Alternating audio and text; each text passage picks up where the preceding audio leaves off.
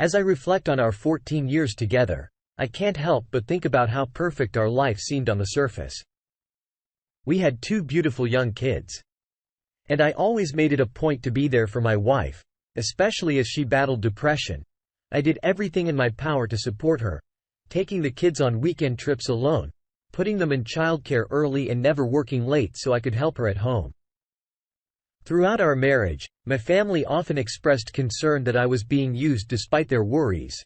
My wife and I set milestones we believed would help improve her mental health. We thought that once our kids reached a certain age, went to school and we bought our dream house, things would get better. And finally, when she went back to work, we believed she would find happiness. My wife and I enjoyed a close and loving relationship.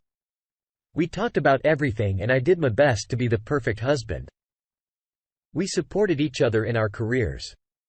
And I was excited for her when she landed her new job. She was highly skilled, ambitious and determined to make a difference in her field. As time passed, we reached all our milestones. We bought the dream house and our kids began attending school. My wife's depression seemed to be improving and I was hopeful that our lives would continue on this upward trajectory.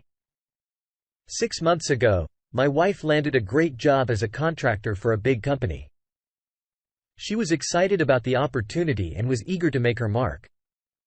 She mentioned early on that her boss had a reputation for liking pretty girls on his team, was divorced and a bit of a jerk.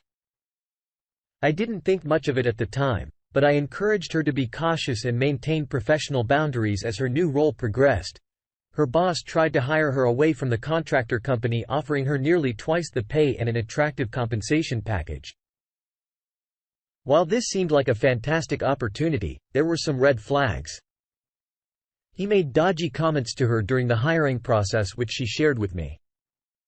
We agreed that she should screenshot them for hour, but she couldn't say much at that point as he could change his mind or offer her a lower pay package. 3 months later, she formally joined the big company despite her new job and the milestones we had reached. Her depression and stress persisted. She claimed she was just extremely busy, but something didn't seem right. Our once close relationship seemed to be unraveling and I didn't know what to do. One day we had a fight after I contracted COVID, which resulted in her having to take care of the kids. In the heat of the moment she mentioned that we had lost our connection. This revelation shocked me as I had never heard her express any dissatisfaction with our marriage before. It seemed like our relationship had suddenly taken a turn for the worse and I was at a loss for how to fix it. A few weeks later, my wife flew abroad to visit her family for her aunt's birthday. I hope the trip will provide her with a much-needed break and a chance to recharge her batteries while she was away. We exchanged intimate messages and I felt reassured and our relationship was on the mend. However, when she returned, she nonchalantly told me that she needed to leave for a few weeks to find herself, as she couldn't understand why she was still discontented with her seemingly perfect life. I was devastated by her sudden announcement and struggled to comprehend her decision. She mentioned the lost connection again, which left me feeling helpless and confused, determined not to give up on our marriage. I tried everything I could think to help her find happiness. Again, I took on more responsibilities with the kids, gave her space and even tried to rekindle our romance with sweet gestures like buying an old Nokia phone with the tagline "Connecting People." I also suggested marriage counseling and planned dates for us to spend quality time together. Unfortunately, she seemed preoccupied with work and barely engaged with my efforts at work. Her boss stopped talking to her, which she attributed to his daughter's death. I had no reason to doubt her story, but the timing seemed odd. As weeks passed, the distance between us grew and I could feel our marriage slipping away while I was abroad for a long weekend to visit my dying grandfather. My wife's mother came to stay with her and help with the kids. We continued to exchange messages, including sexting and romantic notes, and I felt hopeful that our relationship was improving. However, within half an hour of my return home, my wife told me she needed to leave for a few weeks to find herself, insisting that there was no point in pursuing marriage counseling. She reiterated that our connection was lost and she was unsure of the reason behind her unhappiness. I was hurt and confused by her sudden change of heart. The next day, I sent her an email to discuss logistics since we had children and it wasn't easy for her to just move out. I also asked to confirm that there was no one else involved as I couldn't understand why our relationship was deteriorating so rapidly. That night, we discussed the email and logistics and I pushed her to answer my question about another person's involvement.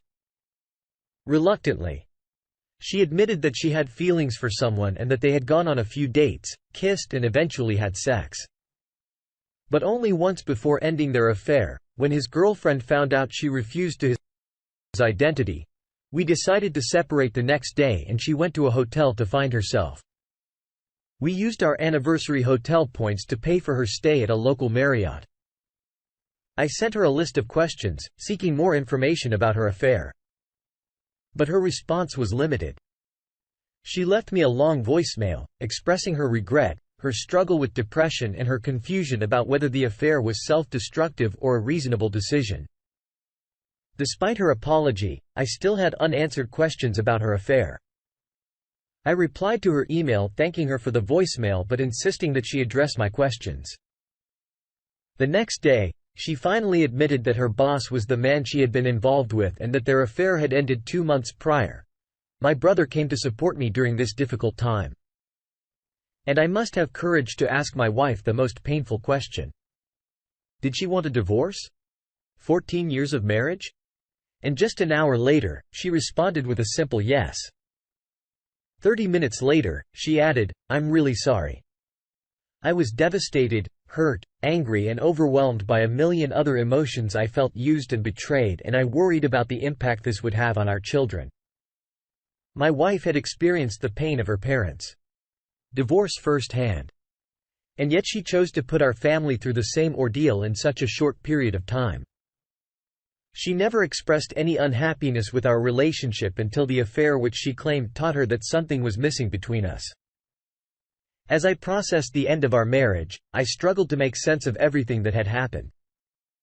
I couldn't understand how our seemingly perfect life had crumbled so quickly, and I grappled with the idea that the love we once shared had disintegrated. With my heart heavy and my mind reeling, I began the process of filing for divorce. I sought legal advice, navigated the complex paperwork and tried to protect my children's best interests.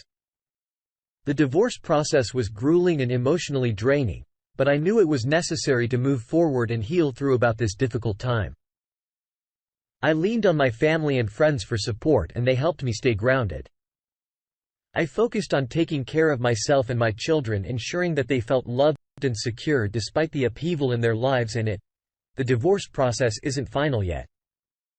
I have filed but she has not been served and there isn't a court date yet. My kids are constantly asking where their mommy is. It's heartbreaking to look at their faces when they ask me, in my opinion. I know a lot of you are going to say he was a simp or simp for trying to do everything to save his marriage. That's what most men do, try to fix it. Remember, not everyone will walk away immediately. They were together for 14 years and married for 7 of those 14 years. They have 2 kids and, like he said, they have to figure out the logistics. But even after he tried, this woman showed her true colors and he filed for divorce. I am not going to say anything negative. He did what most men would do if they have been with a woman a long time.